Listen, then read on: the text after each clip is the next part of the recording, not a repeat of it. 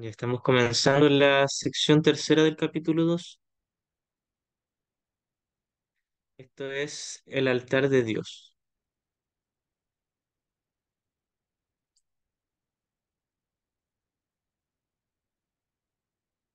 Solo puedes aceptar la expiación dentro de ti liberando la luz interior.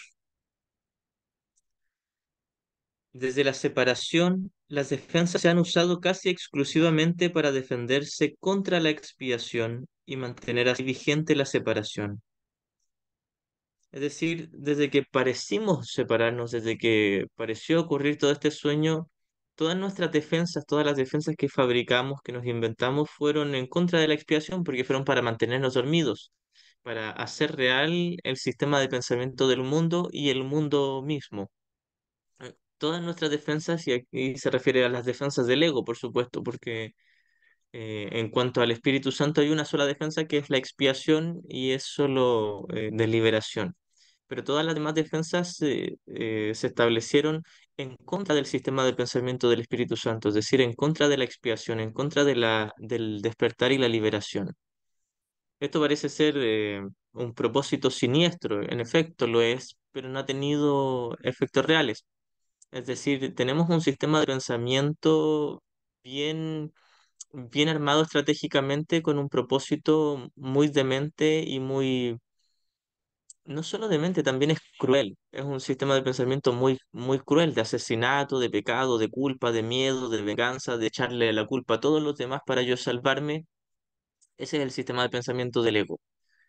Y nosotros lo inventamos.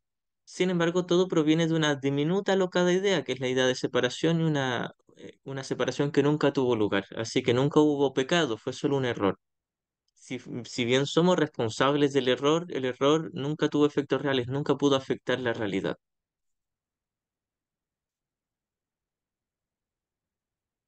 Repito esa última línea. Desde la separación, las defensas se han usado casi exclusivamente para defenderse contra la expiación y mantener así vigente la separación.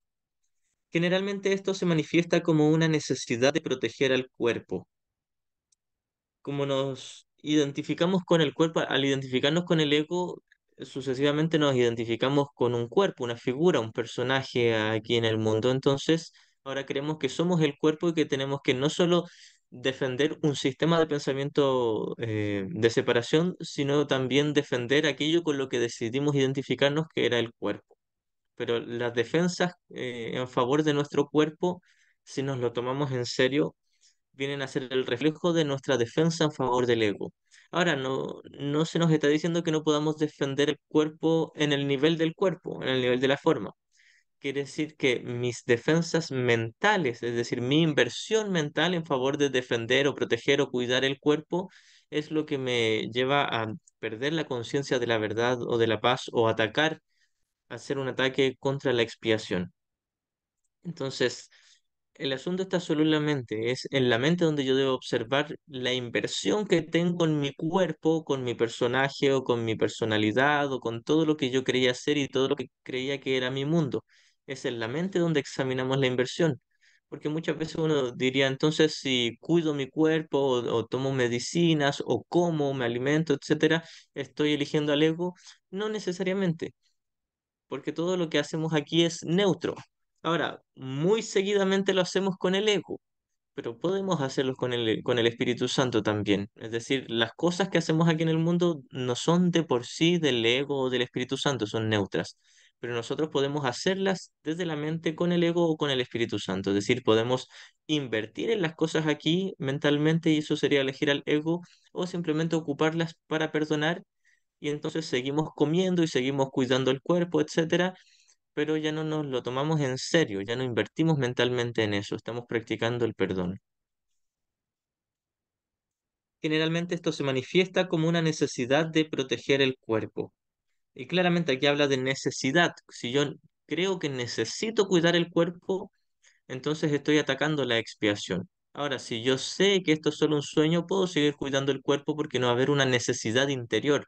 Lo voy a hacer porque es útil dentro del mundo, pero no porque ello me dé paz o felicidad o me salve. Las múltiples fantasías corporales a las que las mentes se entregan proceden de la creencia distorsionada de que el cuerpo puede usarse como un medio para alcanzar la expiación. Nosotros creemos que el cuerpo es algo espiritual, en nuestra locura, en nuestra demencia, en nuestro sistema de pensamiento de separación, que es el ego. Creemos que el cuerpo es nuestro hogar, que es el templo del ser y que es algo valioso. Es útil por ahora porque es el medio de comunicación del cual disponemos por ahora, pero no es valioso. Recordemos la diferencia entre útil y valioso. Útil es que se puede ocupar con un propósito, con el propósito del Espíritu Santo, y valioso es que corresponde al ámbito de la realidad. El cuerpo no es valioso. El cuerpo puede ser útil temporalmente, pero no tiene un valor.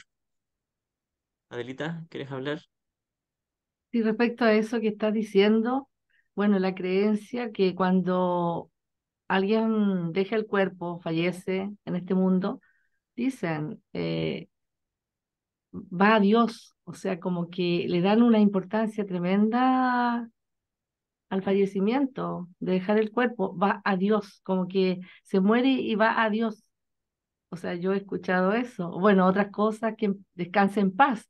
O sea, ahí está la distorsión tremenda de esa creencia, ¿no? El valor del cuerpo. Claro, porque cuando uno muere físicamente no va a ninguna parte, porque de partida nunca estuvo en un cuerpo. Ahora, si no ha deshecho el ego, sigue soñando, solo que está en otro estado del sueño, pero sigue en el mismo sueño.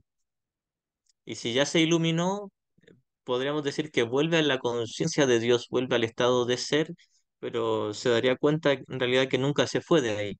O sea que todos seguimos estando eternamente en el cielo.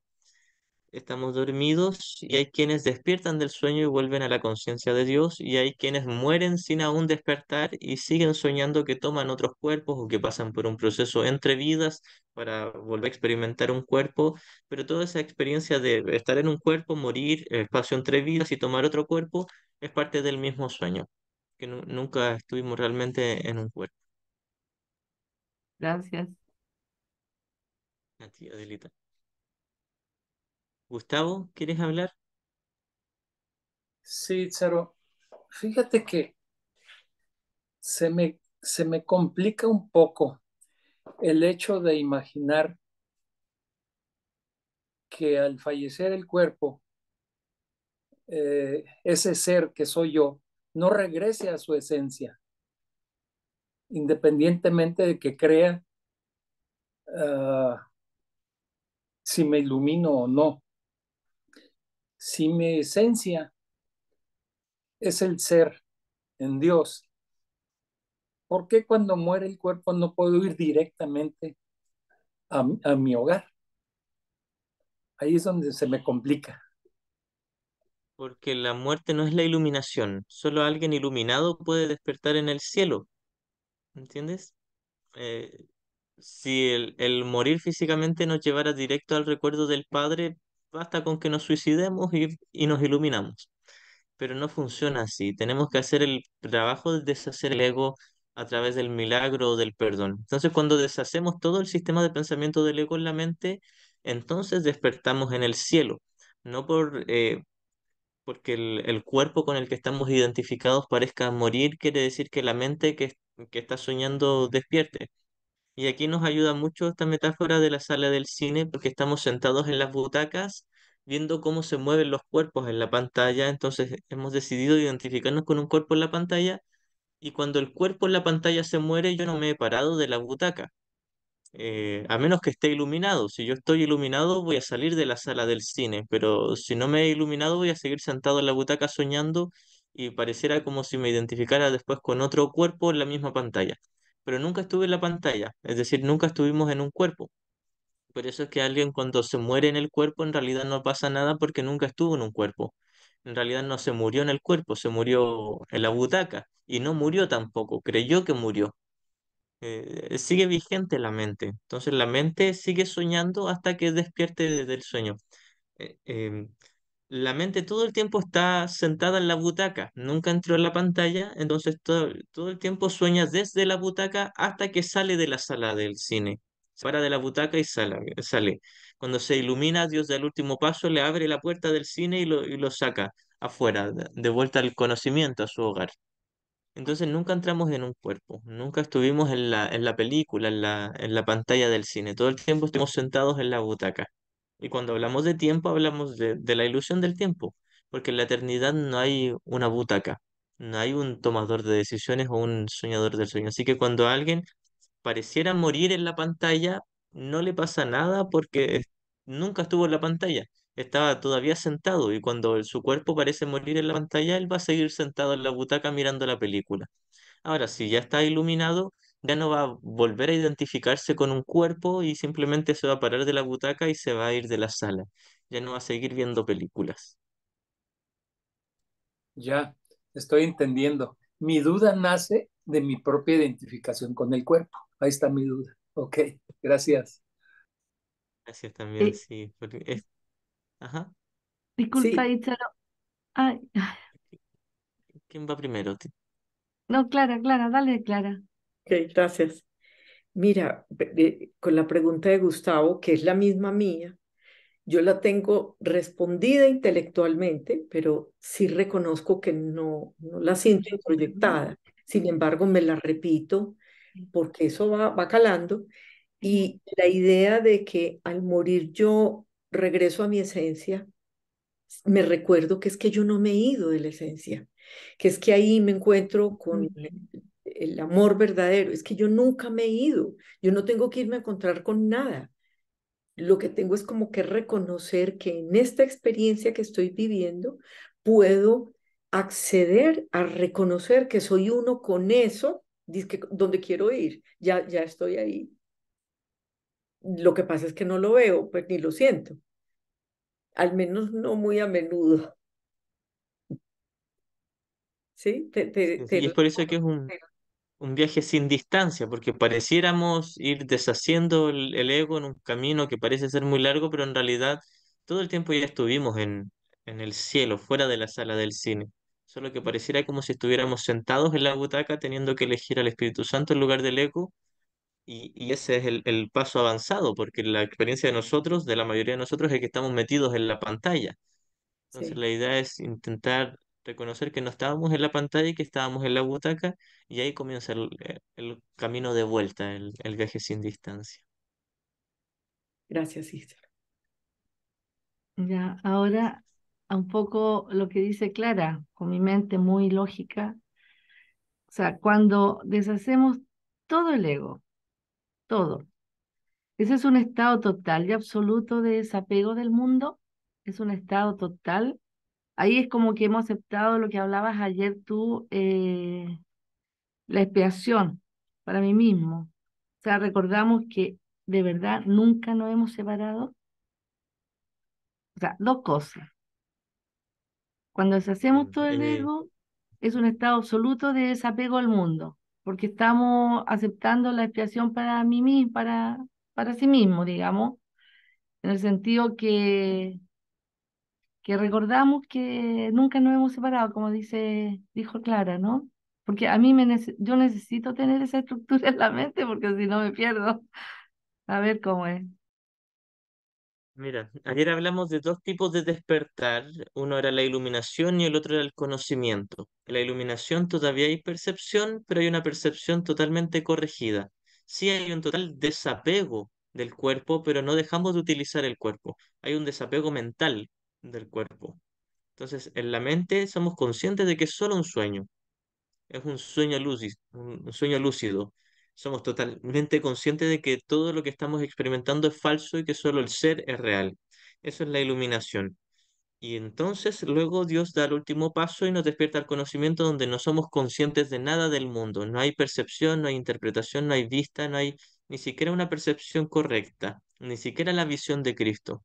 Simplemente el estado mismo del ser, que trasciende toda percepción. ¿Te acuerdas que hace tiempo hablábamos de cuatro estados? Que uno era las pesadillas del ego, los sueños felices en camino hacia el despertar, luego el mundo real y el conocimiento. Entonces, Que, primero pasamos por las pesadillas del ego, donde todos nos quejamos, somos víctimas, o a veces creemos ser muy felices, pero en realidad nos tragamos las lágrimas. Luego el sueño feliz donde vamos perdonando, ocupamos todo para practicar el perdón y si bien todavía puede haber resistencia, miedo, lo observamos y lo vamos deshaciendo y vamos eligiendo correctamente.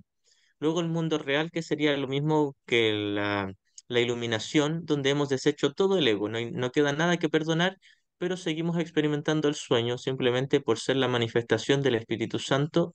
Y finalmente el conocimiento. Dios da el último paso y nos despierta el conocimiento. El tiempo que puede haber entre el mundo real, que sería la iluminación, y despertar al conocimiento, nadie lo sabe, es relativo. Alguien puede iluminarse y 2 segundos después despertar en el cielo, o iluminarse y 20 años después despertar en el cielo. Y en última instancia no interesa porque ya no le va a interesar porque sabe que el tiempo de por sí es una ilusión. Así que esos son los 4 estados básicos de enseñanza del curso, los 4 procesos. Entre medio podríamos decir que se podría hablar de muchos otros procesos como el desarrollo de la confianza que se habla en el manual, distintos Mm, otros procesos de ir desprendiéndose de creencias, ir aceptando la respuesta, etcétera.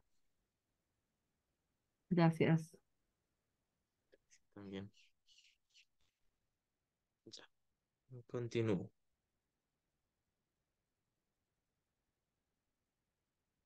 Las múltiples fantasías corporales a las que las mentes se entregan proceden de la creencia distorsionada de que el cuerpo puede usarse como un medio para alcanzar la expiación.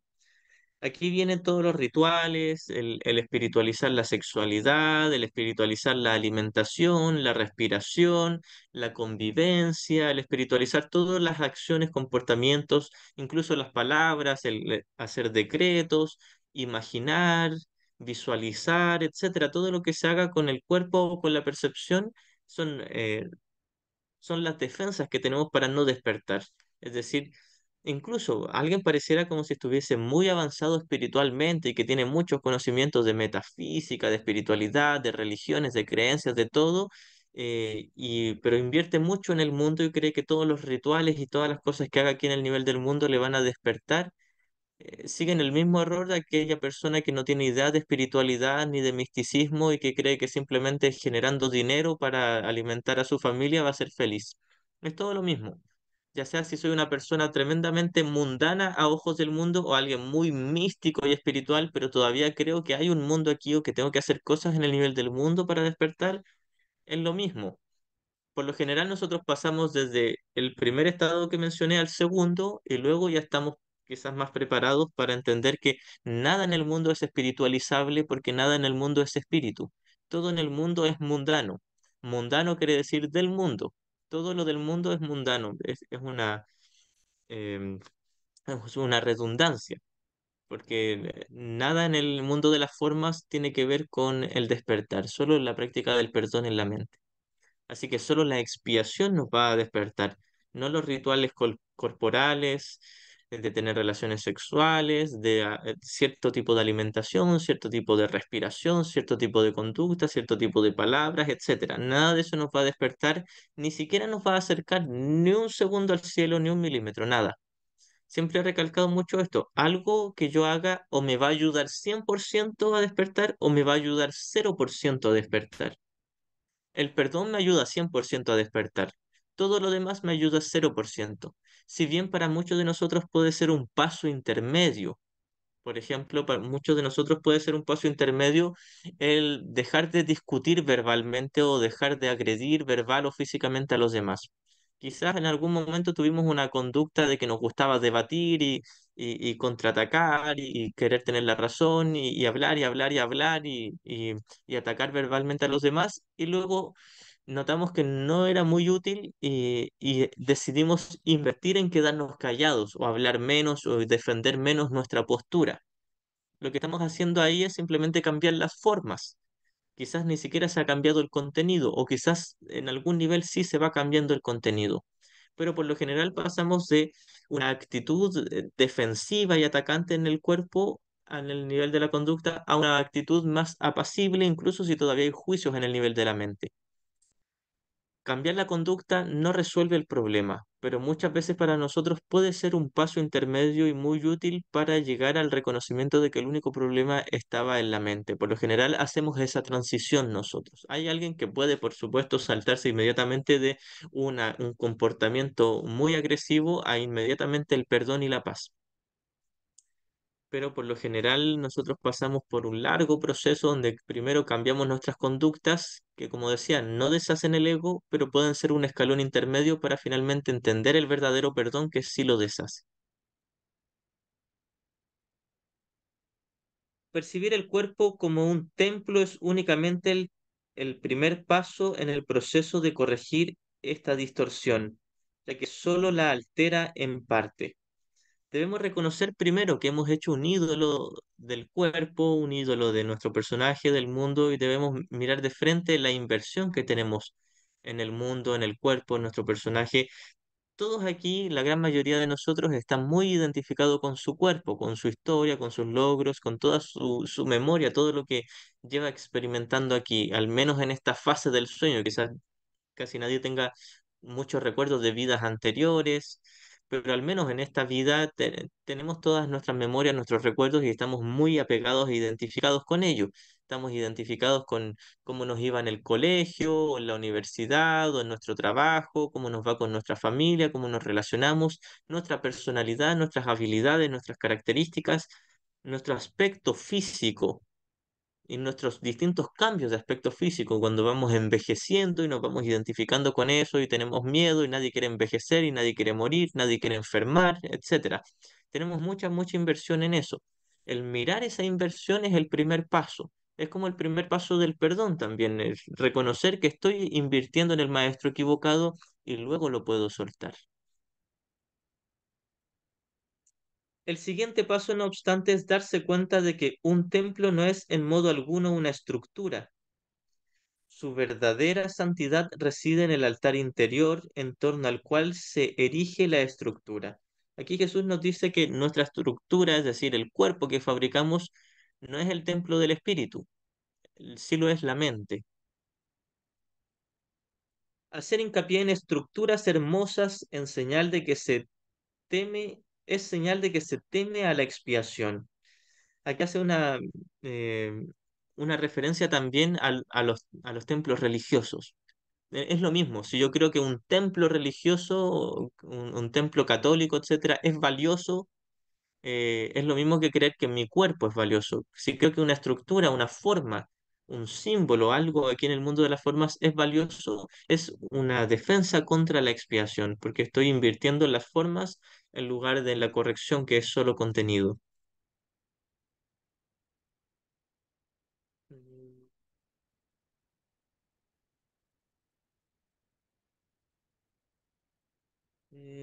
El siguiente paso, no obstante, es darse cuenta de que un templo no es en modo alguno una estructura. Su verdadera santidad reside en el altar interior en torno al cual se erige la estructura. Hacer hincapié en estructuras hermosas es señal de que se teme a la expiación y de que no se está dispuesto a llegar al altar en sí. La auténtica belleza del templo no puede verse con los ojos físicos.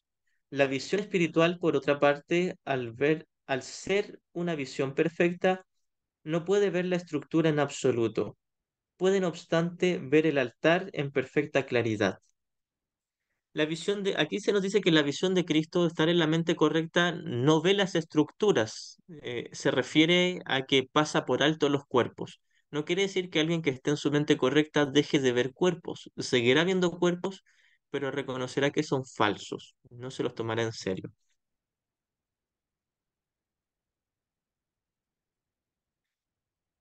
Para que la eficacia de la expiación sea perfecta, a ésta le corresponde estar en el centro del altar interior, desde donde subsana la separación y restituye la plenitud de la mente. La expiación es solo en el nivel de la mente, no tenemos que expiar en el nivel del cuerpo, no hay nada que corregir en el nivel del cuerpo. Y esto no nos prohíbe ni nos impide corregir cosas en el nivel del cuerpo.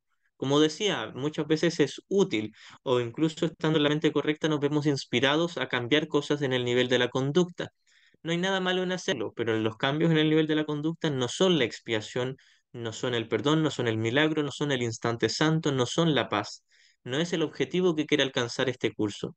El único objetivo que quiere alcanzar la expiación y el sistema de pensamiento correctivo del Espíritu Santo, el cual se nos enseña a través de este curso, es la paz mental. Este es el único objetivo que busca el curso. Nuevamente, no busca que yo tenga más dinero, una pareja, un auto, un viaje, un logro, un negocio, etcétera, o construir un gran templo espiritual donde sanar a la gente, etcétera. Nada de eso busca el curso y no nos prohíbe ni nos impide hacer todas esas cosas. Simplemente nos dice, lo único que necesitas es restablecer la paz en tu mente. Eso es todo. Si haces o no haces cosas en el mundo, no importa porque no existe el mundo. Ahora, cuando se nos dice que no importa lo que hagamos en el mundo, parte de nuestra resistencia y nuestra confusión de niveles se manifiesta con esta pregunta. Entonces, ¿yo puedo salir a la calle y asesinar a las personas y no pasa nada? Y Jesús nos diría, por supuesto que no pasa nada porque no existe nada de esto, pero dudo que el Espíritu Santo te inspire a hacer esas cosas. Deberíamos tener claro, muchas veces uno cree que eligiendo al Espíritu Santo se va a ver inspirado a ir corriendo desnudo por la calle o robando o haciendo muchas cosas dementes. El Espíritu Santo no es demente. Esa es nuestra defensa contra el Espíritu Santo para hacer quedar mal al Espíritu Santo y hacer quedar bien al ego. Por eso es una confusión de niveles como una defensa contra la expiación. Ahora, incluso si el Espíritu Santo nos inspira a andar corriendo desnudos en la calle, no pasa nada. Quizás no lo descarto. Poco probable, pero no lo descarto, porque de todos modos lo que hagamos en el nivel de la conducta sigue siendo neutro. Y Como de todos ocurrió modos, en, todo lo que hacemos aquí es... Ah, como ocurrió aquí en Chile hace muchas décadas atrás, ¿te acuerdas? Tunic, que fotografió a sí. personas desnudas y de todas las edades, un Sí, artista. fue hace como unos veintitantos años lo de Spencer Tunick, de la foto de todos desnudos, claro, sí. Claro, claro, eso es un hecho totalmente neutro. Ahora, el que la mayoría de la gente haya estado en el especialismo del ego o en el perdón del Espíritu Santo, no lo sabemos, pero el hecho en sí es neutro, tal como todas las cosas aquí son neutras.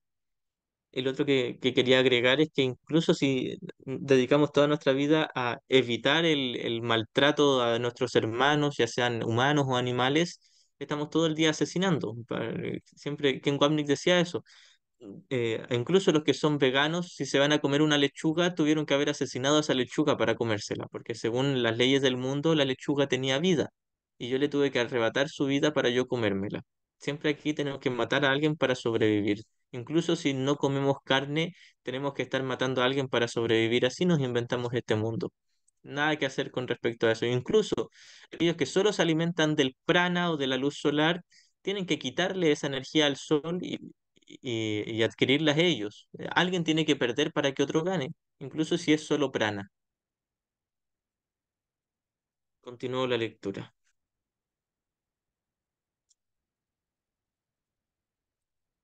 Retomo el párrafo 2. Dice, para que la eficacia de la expiación sea perfecta, a ésta le corresponde estar en el centro del altar interior, es decir, en el tomador de decisiones, en la mente, desde donde subsana la separación y restituye la plenitud de la mente. Es solo ahí donde se debe llevar a cabo la corrección. Tal como se nos dice al comienzo del anexo psicoterapia, que solo la mente debe ser sanada porque solo la mente puede enfermar. Antes de la separación, y debemos recordar que cada vez que hablamos de separación, hablamos de una ilusión de separación, no una separación real, solo una creencia en la separación, que la tomamos muy en serio y nos la creemos hasta las patas, pero es solo una ilusión. Antes de la separación, la mente era invulnerable al miedo, ya que el miedo no existía. Tanto la separación como el miedo son creaciones falsas o fabricaciones que tienen que deshacerse a fin de que se pueda restaurar el templo y abrir el altar para que reciba la expiación. Debemos reconocer que mm, el miedo no existe, solo existe dentro de un mundo que no existe. Es decir, el miedo solo existe en una mente dormida, no en el cielo. Solo en el sueño de separación se puede experimentar miedo. En el cielo es imposible. Y Jesús nos dice, lo que no está en el cielo no está en ninguna parte. Fuera del cielo, como hemos citado en sesiones anteriores de las leyes del caos, fuera del cielo no hay vida y tampoco hay muerte, no hay nada, nada real. Incluso si todo aquí parece ser muerte, en realidad es una ilusión de muerte porque era una ilusión de vida. Así que solo en el sueño puede haber miedo y el sueño de por sí, nuevamente, es solo un sueño. Entonces, un sueño de miedo y no un miedo real, es una experiencia ilusoria. El miedo y todas las sensaciones de falta de paz siempre son una ilusión, porque lo único real tiene que ser el amor y la paz de Dios. A pesar de que las experimentemos, las ilusiones son falsas, no son verdaderas. Porque aquí muchos de nosotros podría tener la defensa de, pero yo realmente lo siento, yo realmente siento culpa, o siento miedo, o siento ansiedad. Lo que nos diría Jesús es, yo sé que tú lo estás experimentando, yo sé que estás sintiendo eso. Simplemente debes saber que es una experiencia ilusoria, porque solo la experimentas dentro de un sueño. Cuando despiertes, eso no tendrá ni significado ni realidad, y nunca lo tuvo. Pero solo en el sueño se puede experimentar la falta de paz o el miedo, y en el sueño es imposible otra cosa que no sea la perfecta paz. Tanto la separación como el miedo son creaciones falsas que tienes que deshacer a fin de que se pueda restaurar el templo y abrir el altar para que reciba la expiación. Aquí está hablando de sanar la mente. Esto supone el fin de la separación al poner dentro de ti la única defensa eficaz contra todo pensamiento de separación, haciendo de este modo que seas absolutamente invulnerable. Entonces, en el estado del cielo, del conocimiento, éramos invulnerables. Lo seguimos siendo, pero perdimos la conciencia de ello al entrar en el sueño por decisión propia, y lo que estamos haciendo es restituir nuestra experiencia de invulnerabilidad. Es decir, no hemos perdido nuestra invulnerabilidad, no hemos hecho de nosotros algo vulnerable, no pudimos haber hecho de nosotros algo dañable. Seguimos siendo indañables, invulnerables, no podemos ser amenazados, como se nos dice en la intro del texto. Sin embargo, debemos corregir nuestra mente y aceptar la expiación para nosotros mismos para despertar en el recuerdo de que nunca pudimos haber sido ni dañados, ni afectados, ni vulnerados, ni victimizados, ni influidos por absolutamente ninguna ilusión. El que todos acepten la expiación es solo cuestión de tiempo. Tal vez parezca que esto contradice su libre albedrío, dada la inevitabilidad de la decisión final, pero en realidad no es así. Puedes aplazar lo que tienes que hacer y eres capaz de enormes dilaciones, pero no puedes desvincularte completamente de tu creador, quien fija los límites de tu capacidad para crear falsamente. La expiación fue el límite para crear falsamente, fue el límite que se nos puso. No es que se nos limite, no es que se nos obligue. De hecho, en algún momento todos vamos a elegir voluntariamente aceptar la expiación completamente para nosotros mismos. Todos vamos a elegir el camino del perdón o de los milagros y vamos a despertar. Jesús nos dice en la intro que este es un curso obligatorio, haciendo referencia a que el despertar de todos nosotros es inminente, no puedes evitar el despertar. Si bien puedes elegir cuándo comenzar a despertar. Eso es lo único que podemos elegir desde nuestro libre albedrío. Demorarnos en despertar, pero finalmente despertar. Podemos elegir despertar pronto o demorarnos, pero de que vamos a despertar y eso no contradice nuestro libre albedrío, porque en algún momento todos vamos a reconocer que no se siente paz en el ego y vamos a optar por una alternativa mejor. Eso se explica bien en los siguientes párrafos. Una voluntad aprisionada engendra una situación tal que, llevada al extremo, se hace completamente intolerable. Es decir, cuando nos quedamos en el sistema de pensamiento del ego, sentimos dolor. Incluso si lo ocultamos por mucho tiempo, en algún momento sale a la superficie la culpa, el dolor, el victimismo. Y en algún momento se vuelve intolerable esto. Todos los que estamos estudiando un curso de milagros, o al menos la mayoría de nosotros como estudiantes, en algún nivel tal vez consciente o medianamente consciente, hemos llegado a esa conclusión. Tal vez no todos lo hemos dicho con estas palabras, pero todos hemos llegado a esta conclusión. Tiene que haber una manera mejor. tiene que haber otro camino. El camino que yo elegí no es tolerable. El seguir buscando y buscando ídolo tras ídolo nunca me dio paz. Todos tenemos que llegar a ese punto. En la sección La verdadera alternativa, que queda en el último capítulo, habla de esto, de que en algún momento tenemos que darnos cuenta de que todos los caminos que elegimos, todos los caminos que nos ofrecía el mundo eran iguales. Todos se parecían, todos eran semejantes porque ninguno me dio paz. Eso es lo que tienen en común todos los caminos del mundo. Ninguno me dio paz.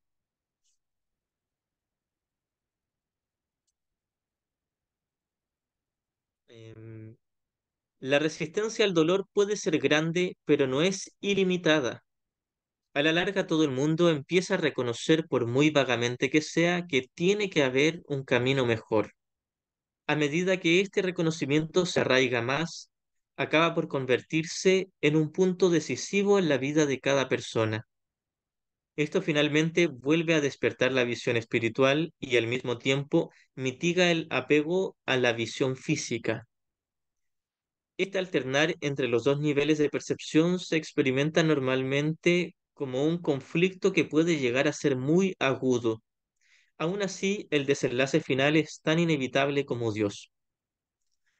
Pareciera como si nosotros, al pasar un tiempo estudiando un curso de milagros, pasáramos por un proceso. Primero pasamos por lo que Ken Nick llamaba una luna de miel con el Espíritu Santo, con el curso, una luna de miel donde solo elijo a Jesús, al Espíritu Santo y todo va bien, practico el perdón y todo me va muy bien y soy muy feliz.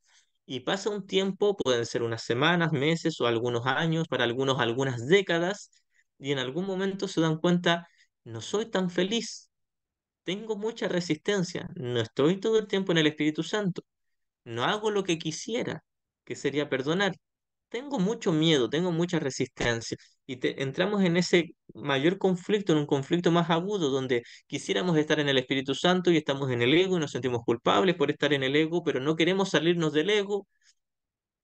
eh, Eso es lo que hacemos. Es como cuando a alguien le duele una muela y le duele muchísimo, pero no quiere que se la saquen porque tiene miedo de que les vaya a doler más. Esto es lo que hacemos con el ego. Estamos en el ego, no estamos en paz, pero tenemos miedo de deshacer el ego. Tenemos miedo a un despertar, entonces nos sentimos culpables por conservar el ego, pero tampoco lo queremos deshacer. Y estamos en ese conflicto agudo donde a veces estamos en el Espíritu Santo, pero después volvemos corriendo al ego porque nos da terror, nos sentimos, sentimos como que estamos muriendo en algún nivel en el Espíritu Santo, porque lo que estamos haciendo es deshacer nuestra identificación con el cuerpo o con el personaje. Entonces experimentamos eso que en la mayoría de los casos lo sentimos como una depresión. Algunos lo hacemos consciente, otros por mucho tiempo lo ocultamos, fingiendo que somos muy felices y que todo va bien, que soy un muy buen alumno del curso, o a veces asumiendo abiertamente que soy pésimo alumno y sintiéndome culpable y haciendo real el error. La práctica diligente con este curso, la práctica constante y disciplinada con el perdón, no solo con la lectura del texto y los ejercicios, sino con la práctica mental del perdón, nos van a llevar al punto donde nos damos cuenta de que tenemos mucha resistencia y que nuestra resistencia no es un pecado, pero no está justificada y que podríamos volver a elegir. Entonces, primero pasamos por tal vez ser inconscientes, como este proceso del que Ken Wapnick habla en su libro Las etapas de nuestro viaje espiritual y ocupa el concepto de Nietzsche, que es el camello, el león y el niño. Primero pasamos por las etapas del camello, donde quizás ni nos interesa la espiritualidad y seguimos una vida común, creemos que solo tenemos que trabajar y subsistir aquí. Luego pasamos por el león, donde en algún nivel estamos en una búsqueda y proyectamos culpa a los que creemos que son responsables de nuestra falta de paz, siendo nosotros los héroes y yendo en contra de las reglas o las leyes establecidas. Y esto nos ayuda en algún momento a cuestionar a nuestro ego también. Y finalmente llegamos a la etapa del niño cuando nos volvemos más dóciles porque estamos comenzando a practicar el verdadero perdón. Ya no nos sentimos culpables o no tanto al menos por elegir al ego, ya no justificamos nuestra elección en favor del ego, simplemente vamos practicando el perdón. Estas son las etapas más o menos por las que pasamos. Primero, no tenemos idea de espiritualidad y seguimos una vida común y corriente, siendo muy tristes y depresivos y sin saberlo luego pasamos a un camino espiritual donde nos creemos muy espirituales y muy felices, luego volvemos a una cierta depresión aguda donde estamos en conflicto entre el ego y el Espíritu Santo, somos más conscientes de este conflicto que antes la teníamos y no éramos tan conscientes, y luego pasamos el conflicto y nos damos cuenta que sí, todavía hay cosas que perdonar y las perdonamos, y no hay tanta vuelta que darle, ya no nos sentimos culpables, no nos justificamos simplemente, elegí al maestro equivocado, no pasa nada, elijo al maestro correcto. Y si tengo resistencia todavía y me quedo con el ego, tampoco pasa nada. Solo soy consciente de que no estoy en paz y que podría estar en paz. Y luego cuando sigo practicando, paso a la paz. Incluso si es solo por un instante, cada vez lo vamos haciendo más seguido. Eva dice en el chat, por eso estamos aquí para perdonar y perdonar. Lo escribí hace un ratito, lo acabo de leer y hay más mensajes, creo. Elizabeth había puesto lúcido y lúdico, hablando del sueño lúcido. Clara dice, mejor dicho, hay que soltar la película de Hollywood que tengo en mi cabeza sobre la iluminación, la paz, la plenitud. Adelita dice, nada de este mundo es espiritual. Maestro Ítzaro, Exactamente. Ujú. hermanito maestro Ítzaro, el perdón también puede ser que Cuéntame. tenga a través del curso como diferentes formas, porque al principio aparece como mucha culpa. Luego se puede hacer esa jerarquía que usted dice de que es solo un error. Y luego parece ser, o me parece ser, usted me lo aclarará, parece ser que el error es pensar que hay un error. Y bueno, y la otra etapa todavía no la alcancé. Bien, debemos reconocer que hay un error. Lo que reconocemos es que no hay pecado. Al final del sueño, cuando despertemos en el conocimiento, vamos a reconocer que no hay error. En el conocimiento no hay ni error ni corrección. Pero en el sueño, mientras estemos soñando, sí hay un error. Es falso, por supuesto, no es real, pero debemos mirarlo, debemos reconocer que estamos equivocados, que no estamos en lo correcto. Alguien tiene que reconocer que está equivocado para poder permitirse ser corregido. Entonces, si yo desde ya digo no hay error, muy probablemente haga lo que habíamos hablado anteriormente del bypass espiritual. No tengo ego, no tengo nada que perdonar, no hay error. Sí, en algún nivel en el cielo es real, pero no en nuestro nivel en el que estamos actualmente. Necesitamos reconocer que sí hay un error, solo que no es un pecado, pero hay un error que tiene que ser corregido y al final del viaje no va a haber ni error ni corrección. Gracias por la corrección, hasta luego. Gracias también. Sí, y esta es una confusión muy recurrente en estudiantes de espiritualidad, incluso en estudiantes de un curso de milagros, donde decimos el ego no existe y no hay nada que perdonar. Eso es cierto en el cielo, pero en nuestra experiencia actual tenemos al parecer un ego que lo tenemos que deshacer. Y si bien no es real, debemos mirarlo de frente para llegar a reconocer que no es real y es así como lo perdonamos.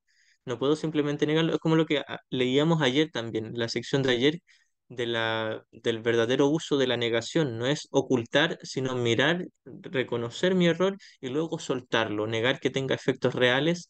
Eso es sanar. Ya, continuamos. Voy a tomar estas últimas líneas. La resistencia al dolor puede ser grande, pero no es ilimitada. A la larga, todo el mundo empieza a reconocer, por muy vagamente que sea, que tiene que haber otro camino, tiene que haber un camino mejor. A medida que este reconocimiento se arraiga más, acaba por convertirse en un punto decisivo en la vida de cada persona. Esto finalmente vuelve a despertar la visión espiritual y al mismo tiempo mitiga el apego a la visión física. Es decir, me voy identificando cada vez más con la visión del Espíritu Santo en lugar de con la visión del ego, de identificarme con el cuerpo, con los sucesos en el mundo. Este alternar entre los dos niveles de percepción se experimenta normalmente como un conflicto que puede llegar a ser muy agudo. Aún así, el desenlace final es tan inevitable como Dios. Es decir, todos vamos a pasar por ese proceso de depresión, de no sé si esto es real o no, no sé si el curso en realidad me conviene, no sé si esto es lo que quiero, hasta que pasamos esas turbulencias y nos asentamos más en la práctica del perdón, tomamos mayor confianza, quizás todavía con cierta resistencia, pero al menos ya no dudamos de que esto sea el camino correcto, de que el perdón y unirse con nuestros hermanos en paz sea el camino correcto. La visión espiritual literalmente no puede ver el error y busca simplemente la expiación. Ahora, dijimos que cuando uno está en la mente correcta, la visión espiritual de la que se dice aquí, visión espiritual es una metáfora porque el espíritu no tiene una visión. Sin embargo, el Espíritu Santo sí. Hemos aclarado en sesiones anteriores la diferencia entre espíritu y Espíritu Santo. El Espíritu Santo es un sistema de pensamiento correctivo. El Espíritu es un ser perfecto en el cielo que no tiene sistemas de pensamientos. Es solo amor. El Padre y el Hijo son espíritu. El Espíritu Santo, por otra parte, es un sistema de pensamiento correctivo. Entonces, aquí cuando habla de la visión espiritual, habla de la visión del Espíritu Santo y no literalmente del espíritu o del ser. La visión espiritual literalmente no puede ver el error y busca simplemente la expiación. Alguien que está en la mente correcta solo busca terminar esa corrección, aceptarla totalmente para sí mismo. Ahora, cuando se nos dice que no ve el error, quiere decir que lo pasa por alto, porque alguien que está en la mente correcta reconoce sus errores o los de sus hermanos, a veces es consciente, pero no los ve como pecados ni los hace reales. A eso se refiere con que no ve el error.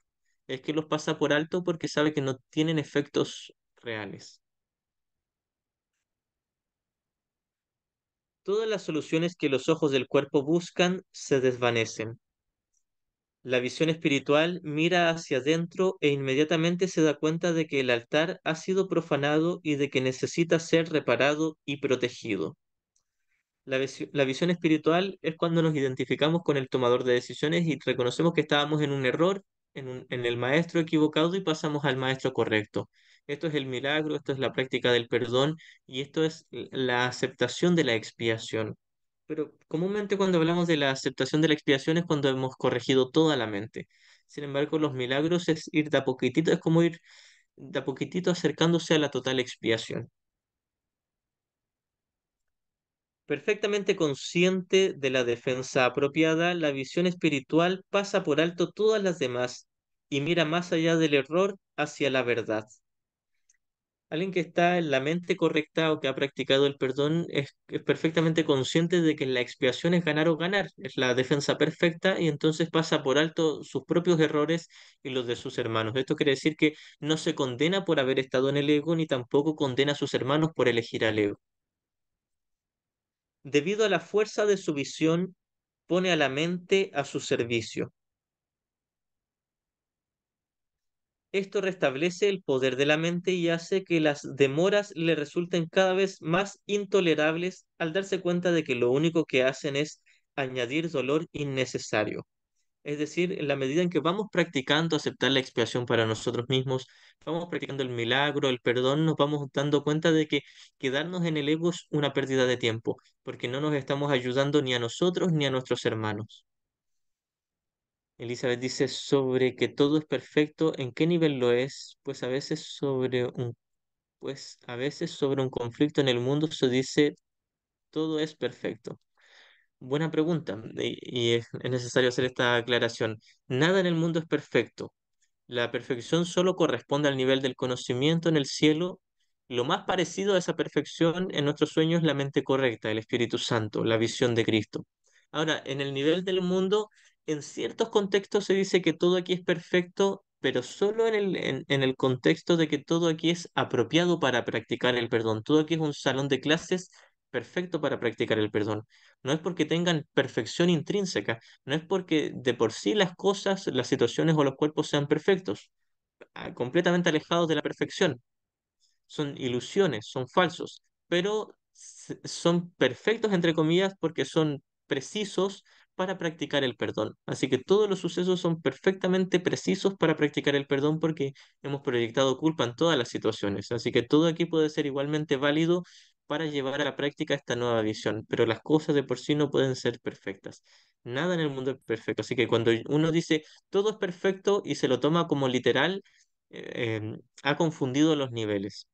Nada en el mundo es perfecto. Todo es perfecto para practicar el perdón, pero las cosas de por sí no poseen perfección intrínseca.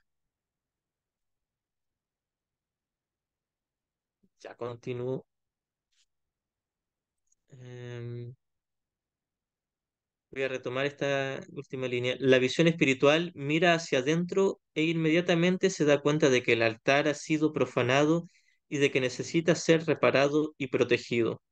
Perfectamente consciente de la defensa apropiada, la visión espiritual pasa por alto todas las demás y mira más allá del error hacia la verdad. Debido a la fuerza de su visión, pone a la mente en su servicio, a su servicio.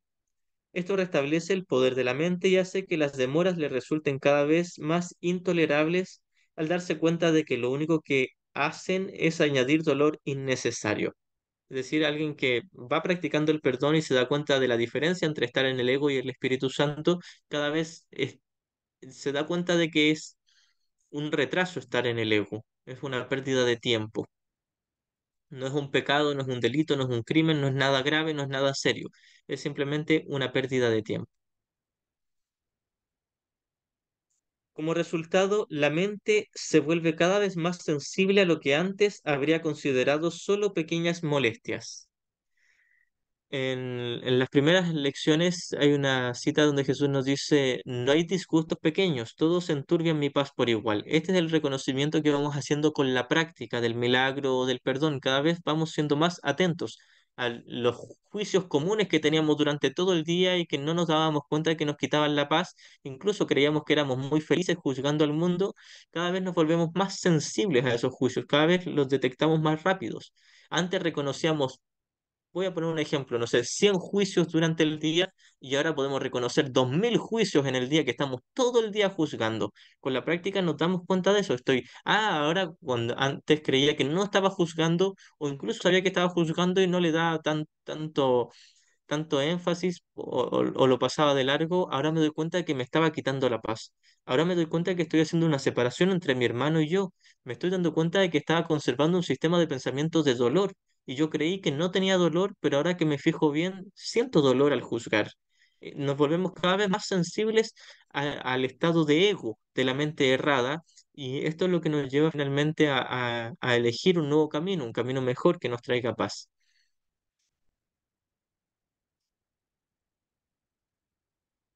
Los hijos de Dios tienen derecho al perfecto bienestar que resulta de tener perfecta confianza. Hasta que no logran esto, se agotan a sí mismos y desperdician sus verdaderos poderes creativos en fútiles intentos de obtener un mayor bienestar valiéndose de medios inadecuados.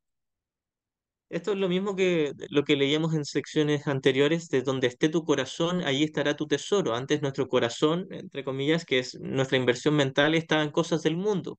Y cada vez más con la práctica nos damos cuenta de que nada en el mundo nos da paz y entonces vamos invirtiendo más en el perdón, en un sistema de pensamiento correctivo. Sin embargo, los medios reales ya les han sido provistos y no requieren esfuerzo alguno por su parte. Hay algo que me faltó aclarar en la línea anterior, que la voy a repetir. Dice, hasta que no logran esto, se agotan a sí mismos y desperdician sus verdaderos poderes creativos. Cuando hablamos de poderes creativos, hablamos solo del cielo. Eh, el reflejo de los poderes creativos aquí en el mundo es el milagro, que es solo en la mente, y es solo el reflejo de los poderes creativos.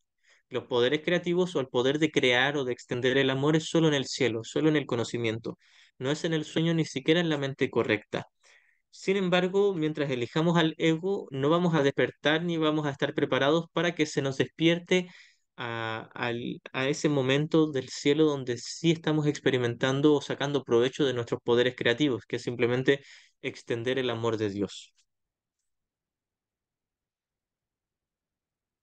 Y desperdician sus verdaderos poderes creativos en fútiles intentos de obtener un mayor bienestar valiéndose de medios inadecuados. Entonces pasamos toda una vida buscando el bienestar en el cuerpo e invirtiendo en ello, olvidando que el único bienestar estaba en la práctica del perdón en la mente. Sin embargo, los medios reales ya les han sido provistos y no requieren esfuerzo alguno por su parte. Jesús nos dice que no, el instante santo no requiere de que por sí nosotros sepamos algo. Por supuesto que es útil entender de qué se trata los dos sistemas de pensamiento para elegir entre ambos, pero en última instancia el perdón requiere de una decisión, la decisión de rehusarme a atacar, aunque sea por un instante. Entonces, los medios ya se nos han dado y no requieren de nuestro esfuerzo, simplemente de nuestra pequeña dosis de buena voluntad. La expiación es la única ofrenda digna de ser ofrecida en el altar de Dios, debido al valor que el altar en sí tiene. El altar de Dios se refiere a ese punto en mi mente donde yo me uno en comunión con el Espíritu Santo, que viene a representar el amor de Dios.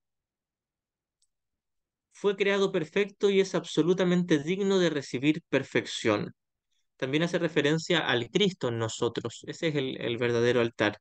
Y la conexión con el Cristo es unirnos en la mente correcta, es decir, elegir al Espíritu Santo o a Jesús, que lo ocupamos también como símbolo de la mente correcta.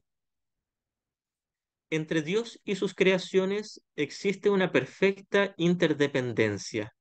Él depende de ellas porque las creó perfectas. Les dio su paz para que nada las pudiera alterar ni engañar. Siempre que tienes miedo, te has engañado a ti mismo y tu mente no puede servir al Espíritu Santo. Es decir, Dios nos creó perfectos, perfectamente en el cielo. Nosotros decidimos autoengañarnos, pero Dios nos creó con la capacidad de no poder ser engañados. Pareciera esto ser una contradicción, pero se dice que la parte despierta de nosotros, de la mente, que es el Cristo en el cielo, nunca fue engañada. En algún nivel podríamos decir que una pequeñita parte de la mente del Hijo de Dios se autoengañó y entró en el sueño, pero el Hijo de Dios en sí sigue siendo perfecto y sigue estando en una perfecta conciencia del cielo. Y en este caso, cuando hablamos de conciencia, hablamos de una experiencia del ser y no una conciencia de algo más. Él depende de ellas porque las creó. Les dio su paz para que nada las pudiera alterar ni engañar. Siempre que tienes miedo, te has engañado a ti mismo y tu mente no puede servir al Espíritu Santo. Eh, para explicar algo de la línea anterior, cuando se nos dice que Dios depende de nosotros, no es que Dios esté ahí a la deriva esperando a que nosotros nos unamos a Él. Quiere decir que nosotros somos uno con Él eternamente. Nosotros dependemos de Él y Él depende de nosotros. Tenemos una interdependencia porque estamos eternamente unidos, conectados. No podemos separarnos. Es decir, no puedo ser independiente de Dios. No quiere decir que Dios elija lo que yo experimento en el sueño. Dios no conoce el sueño, ni tampoco puede, tampoco significa que Dios realmente se sienta solo sin mí. No está sin mí. Hay una parte donde Jesús nos dice que Dios se siente solo sin sus creaciones. Es simplemente una metáfora y es una forma de apelar a nuestro sentido de reconocer que no estamos en paz aquí y que podríamos volver al recuerdo de Dios. Pero no es que Dios esté en modo alguno separado de nosotros o que dependa de que volvamos a Él. Ya estamos en Él eternamente y esa es la interdependencia a la cual se refiere aquí. Esta es la única relación real de la que se nos dice en el curso, la relación entre el Padre y el Hijo, donde son uno perfectamente. ¿Alguien quiere hablar? Levantó la mano.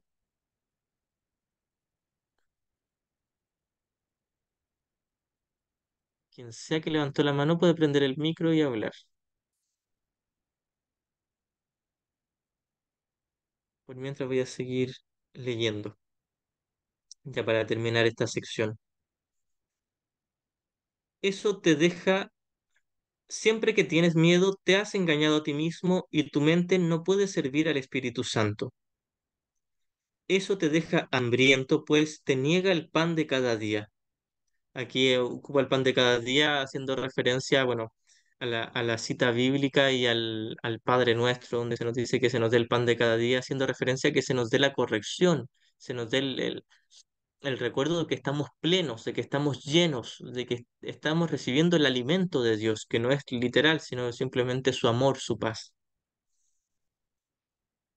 Dios se siente solo sin sus hijos, esta es la línea que citaba recién, y sus hijos se sienten solos sin Él.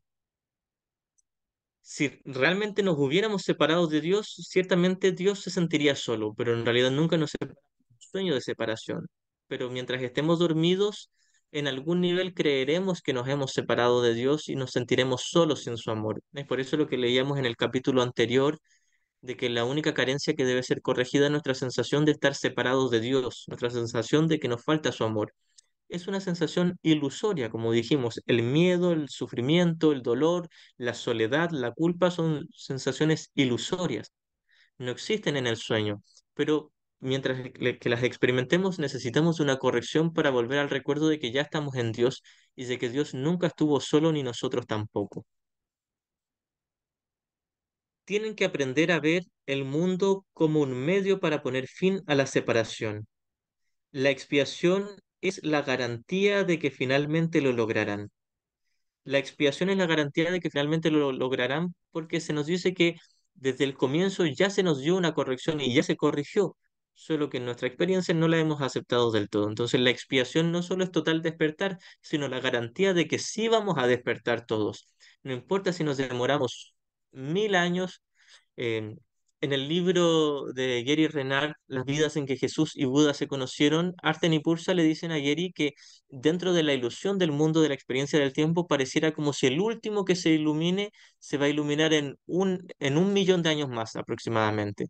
Y luego los maestros le dicen, pero los estudiantes del curso no tienen que esperar tanto, haciendo referencia a que si alguien estudia este curso, le va a ser muy útil para entender el sistema de pensamiento correctivo que está más allá de este curso, el cual sí nos va a despertar más pronto, es decir, vamos a ahorrar tiempo en nuestra expiación al practicar el verdadero perdón. No importa si es a través de un curso de milagros o a través de otros caminos, pero el verdadero perdón que se nos ofrece desde el maestro correcto, el nombre que queramos ponerle, en este caso es el Espíritu Santo o Jesús, eso y solo eso que está en todas las mentes, no importa si alguien lo cree o no, participa en otras religiones, en otras creencias, en otros cultos, etcétera, da lo mismo. Todos tienen la verdad en su interior y disponen de ella. Esta es la garantía que nos ofrece el Espíritu Santo, la garantía de la expiación. Todos van a despertar porque la respuesta está en todos, porque aquí cualquiera se podría preguntar, ¿y qué pasa con los bebitos, los niños, los animales, las plantas, o alguien que vive en una aldea en África o muy lejano en la selva y nunca va a conocer un curso de milagros ni nada espiritual? Bueno, la respuesta que nos da Jesús es, todos tienen ya la respuesta en su mente. Así que cualquiera puede despertar. Jesús no tenía el libro de un curso de milagros y despertó. Nos vino a dar el libro casi 2000 años después. Así que se puede despertar incluso si jamás conocemos un curso de milagros. Solo que por ahora nos es útil este curso para ahorrar tiempo en la práctica. Pero alguien puede practicarla sin tener ningún conocimiento de caminos espirituales. Ahí terminó esta sección. Así que hasta aquí esta clase. Si alguien tiene alguna última pregunta, la puede hacer y si no, vamos a ir cerrando.